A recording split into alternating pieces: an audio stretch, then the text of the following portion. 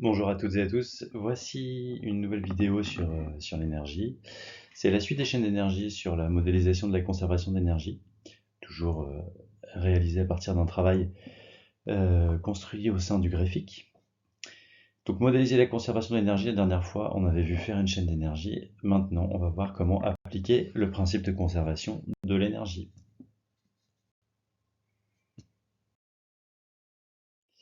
Alors on va prendre les mêmes exemples que la dernière fois, un glaçon qui fond, monter une charge grâce à une grue, une centrale nucléaire et puis une pile à hydrogène. Et puis, dans la même idée, toujours ça part du modèle système stock transfert. Donc, si on reprend le premier exemple, notre glaçon qui fond, on avait deux systèmes, l'eau 1 et l'eau 2. On va revoir rapidement la chaîne d'énergie. L'eau 1, on avait conservé le stock d'énergie thermique qui diminuait. Et puis cette énergie était transférée à l'eau 2 par transfert thermique, qui elle avait son stock d'énergie thermique qui augmentait, la température, le temps que l'eau est solide, la température augmente jusqu'à 0 degré. Ensuite elle change d'état, elle passe de l'état solide à l'état liquide, et puis elle continue de se réchauffer de 0 degré Celsius jusqu'à la température finale d'équilibre entre les deux systèmes O1 et O2. Alors si on regardait ça, on se disait, bah oui effectivement, que le stock d'énergie donné par l'O1 était retrouvé dans l'O2, dans le deuxième système de l'eau. Donc là, on voit que, en termes de quantité, on a l'énergie de l'eau 1 qui est entièrement transférée à l'énergie de l'eau 2. Donc peut-être que ça peut s'exprimer mathématiquement. Donc si je regarde l'ensemble en fait de mon univers, je m'aperçois en fait que cet univers, il peut pas transférer de l'énergie ailleurs. Donc c'est comme si la variation de son énergie était nulle. Voilà. Qu'est-ce que c'est que cet univers? Cet univers, c'est un peu l'ensemble de tous les systèmes qui le constituent. Donc, la variation de l'énergie de l'univers, c'est aussi la somme des variations d'énergie de chaque système. C'est ça, le principe de conservation de l'énergie. Maintenant, si je veux aller un petit peu plus loin, je vais essayer de regarder chacun des termes qui constituent ces variations d'énergie. Donc c'est là qu'on rentre dans notre modélisation symbolique. On a d'un côté la chaîne d'énergie, de l'autre côté, on essaie de l'exprimer mathématiquement. Donc mathématiquement, la variation du stock d'énergie thermique du système O1 peut se noter delta ETH1. C'est une variation d'énergie thermique qui correspond en fait à un abaissement de température de l'eau liquide. Voilà, et puis on peut tout à fait se contenter dans la chaîne d'énergie de la notation mathématique qui exprime aussi bien qu'en français ce qui a été écrit avant.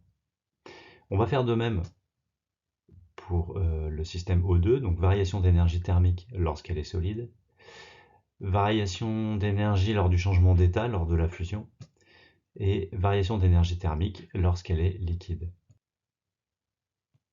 Donc je traduis mathématiquement mon principe de conservation d'énergie. C'est la somme de toutes ces variations d'énergie qui est égale à 0. Alors attention, quand on l'exprime comme ça, chaque terme peut être soit positif lorsque le stock d'énergie augmente, soit négatif lorsque le stock d'énergie diminue. On a une autre façon de l'écrire, si on veut raisonner en valeur absolue. On peut écrire que la valeur absolue de la variation du stock d'énergie O1, delta ETH1, est égale, en valeur absolue, à la somme des variations d'énergie du système O2.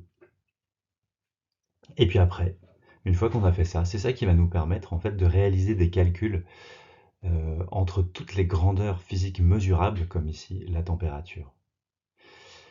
Donc voilà comment on fait une chaîne d'énergie et comment est-ce qu'on la traduit mathématiquement grâce au principe de conservation d'énergie. Maintenant, si vous voulez aller un peu plus loin, à vous de jouer pour écrire en français ce que cette histoire vous raconte. Prenons notre deuxième exemple, une grue pour monter une charge. Donc on rappelle la chaîne d'énergie, on avait une pile avec un stock d'énergie chimique qui diminue, un moteur, et puis la pile transfère de l'énergie grâce à l'électricité. Une charge avec un stock d'énergie mécanique qui augmente, avec un transfert d'énergie par action mécanique, par le travail d'une force entre le moteur et la charge. Et puis on se rappelle que tous ces systèmes-là chauffent et du coup transfèrent de l'énergie par transfert thermique à l'environnement tout autour d'eux. Exprimons maintenant mathématiquement la conservation de l'énergie. Donc on va commencer par donner des notations mathématiques pour chacune des grandeurs qui sont dans la chaîne d'énergie. Variation d'énergie chimique de la pile, variation d'énergie mécanique de la charge, variation d'énergie du moteur qui est nulle parce qu'on va considérer le moteur comme un convertisseur pur. On ne va pas prendre en compte le fait qu'il chauffe, on va dire qu'on est en régime permanent, que le moteur fonctionne à température constante. Variation d'énergie thermique de l'environnement, alors ça on n'est pas obligé de le noter parce que ça ne nous sera pas utile par la suite pour les calculs. Le travail électrique se note WE, le travail mécanique, travail d'une force, se note WF, et la chaleur se note Q.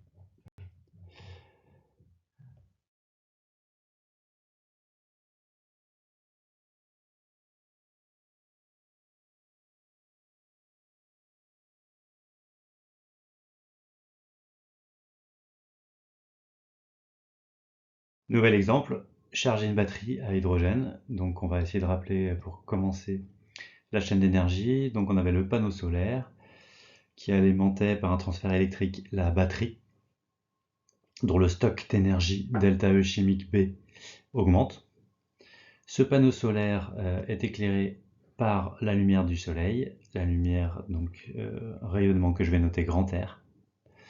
Voilà, donc on n'oublie pas ce système invisible, le soleil, mais ce système-là, il n'est pas vraiment utile, donc on n'en a pas besoin dans notre chaîne d'énergie. Et on n'oublie pas les transferts thermiques vers l'environnement.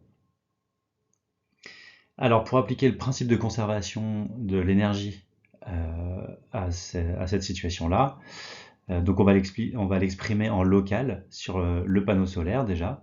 La variation d'énergie du panneau solaire qu'on considère en régime permanent est donc égale à les transferts entrants, R, moins les transferts sortants, WE, moins WE moins Q2. Le panneau solaire étant un convertisseur, la somme de ces transferts-là est égale à 0. On peut appliquer le principe de conservation également à la batterie. Donc la variation d'énergie chimique de la batterie est égale à WE, transfert entrant, moins Q3, transfert sortant. Il peut être intéressant aussi d'écrire sur ce genre de chaîne d'énergie le rendement de chacun des appareils qui sont ici. Donc le rendement pour le panneau solaire, donc c'est égal à l'énergie utile, WE, divisé par l'énergie fournie. Ici, l'énergie fournie, c'est le rayonnement dû à la lumière du soleil. Pour la batterie, le rendement il va être exprimé de façon différente. C'est l'énergie utile, c'est ici le stock d'énergie chimique qui se remplit, donc ΔE chimique de la batterie, divisé par l'énergie fournie, qui est ici le transfert électrique, donc WE. Et voilà notre dernier exemple, la centrale nucléaire pour produire de l'électricité. Je ne sais pas si vous vous rappelez, on avait fait un choix de modélisation relativement simple pour cette centrale nucléaire. On avait choisi de prendre comme système toute la centrale nucléaire, dont le stock d'énergie nucléaire ΔE nuc diminue. Et cette centrale, ce système, fournissait un transfert électrique vers le réseau, que ce transfert, on le note WE. On n'oublie pas qu'une partie de l'énergie est transférée par transfert thermique à l'environnement, et on ne s'intéresse pas à tous les mécanismes qui sous-tendent ce transfert-là. Ce qui nous permet en fait d'appliquer le principe de conservation de l'énergie de façon relativement simple à cette chaîne d'énergie. Donc on écrit la variation d'énergie nucléaire est égale à moins WE moins Q'. Voilà. Et puis on va exprimer également le rendement. Le rendement dans cette centrale, c'est l'énergie utile, ici c'est le transfert électrique, divisé par l'énergie fournie au départ, qui est la variation d'énergie nucléaire, donc WE sur ΔE nuc. Pour résumer, nous avons maintenant tous les éléments pour remplir notre fiche des langages sur la conservation de l'énergie, avec les mots système, stock, transfert, chaîne d'énergie, principe de conservation de l'énergie. On pourrait éventuellement ajouter le mot rendement. Donc je vous laisse faire vos choix pour savoir comment remplir les cases à partir des éléments qui vous semblent, à vous, le plus parlant. Enfin, nous pouvons finir par illustrer notre méthode pour faire une chaîne d'énergie par l'exemple qui nous convient le plus pour arriver jusqu'à l'étape 5 et appliquer le principe de conservation de l'énergie. Voilà, c'est fini pour cette vidéo sur l'énergie et je vous donne rendez-vous à la prochaine vidéo. Au revoir.